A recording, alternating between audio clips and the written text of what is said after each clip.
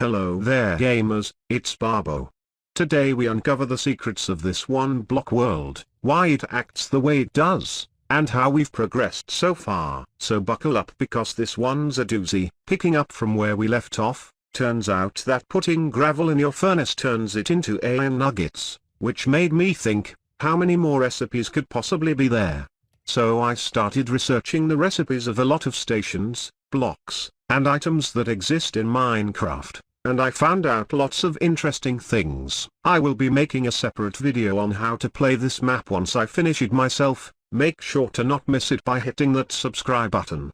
I craft lots of gravel and put them in my furnace to start making some iron ingots. While I'm doing that, I hoe my coarse and rooted dirt to get back normal dirt. I'm looking to get 5 iron ingots so I could make a blasting furnace. I make it, and now, watch this.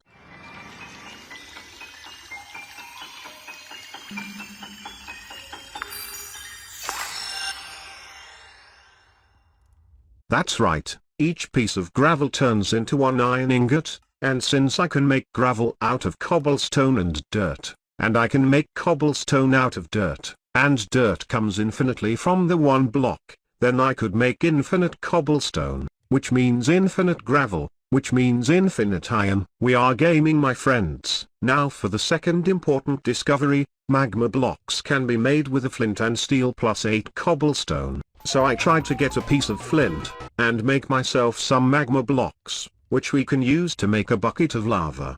An insignificant step for mankind, but a giant step for me. I made a smithing stone which allows me to upgrade my swords into higher tiers. Then I found out with water and magma blocks, I can make obsidian. You know what that means. I make myself some gear, then I decide to use another one of my mods. Mob grinding utilities. This mod allows you to create very interesting and intricate systems to turn mob grinding into an efficient factory standard procedure. For now I'm thinking about turning my mob spawner automatic, since I won't be using or needing XP for a while as well. So I make some spikes.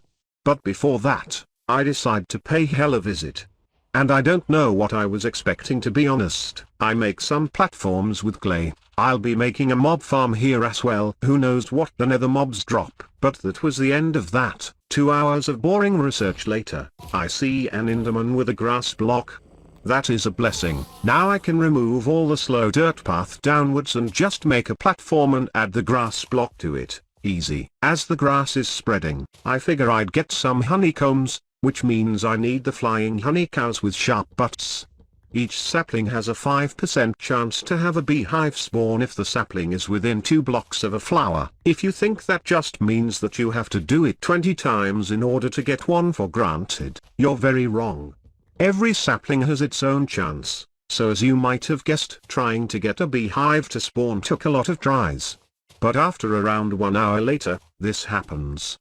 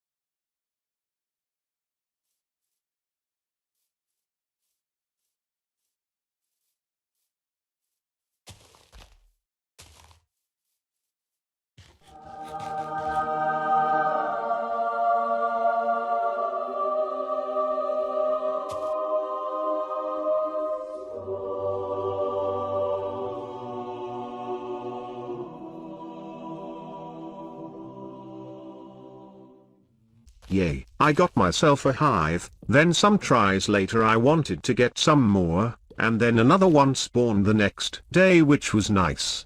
If you're asking about the fire, I have one thing to say. What fire? This was nice and all, but I'm sure that's not gonna be enough to get a whole production line going if only another one popped up right next to the one that just spawned on me. Oh.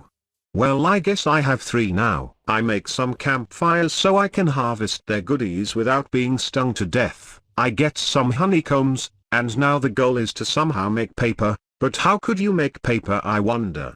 Of course. This way, I apparently need to get lapis lazuli somehow, and nothing dropped it so far, which means I need to craft it.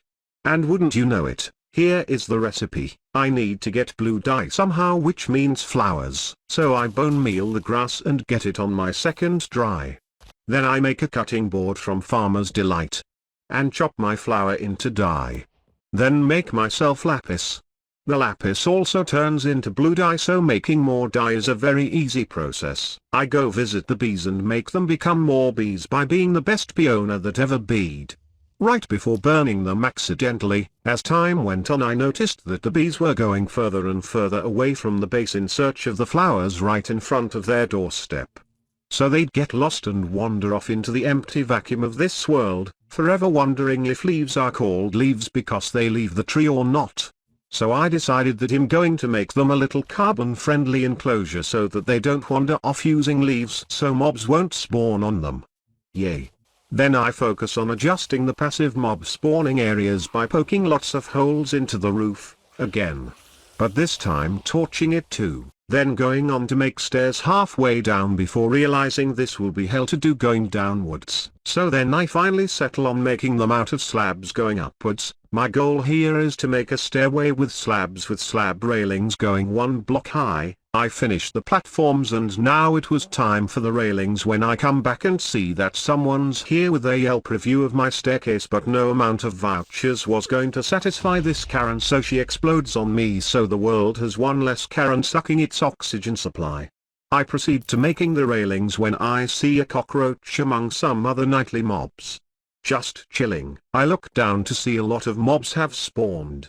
More railings get placed. I finally decide to confront my fears of bad reviews and throw one of them down the bottomless abyss. And as I think the days of annoying the shit out of me are over, another one walks up behind me to bomb me as well.